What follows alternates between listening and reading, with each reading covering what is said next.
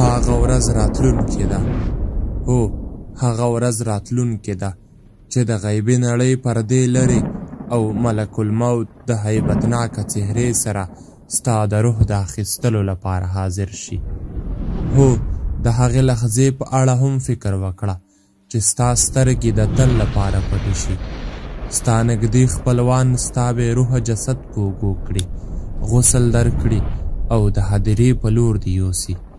په هغه ورځ چې ته به خپل وجود هیڅ اختیار ونه لري، په هغه ورځ به ستا مور، پلار، ورونه، خویندې، خپلوان، دوستان، حتی ستا اولادونه او میرمن چې په هره سخته کې به در سره وو، آن ستا له جسد او قبر نه به په ویره کې وي.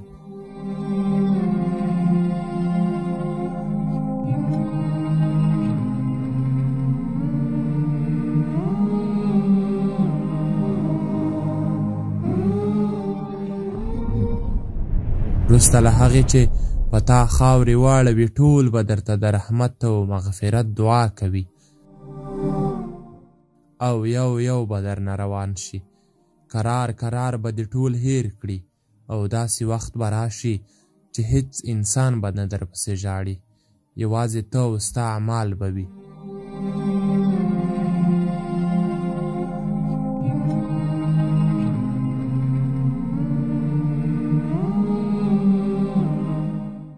د خپلو اعمالو مطابق یا خو به د اور لمبې وګورې او یا هم شنه او ښایسته باغونه.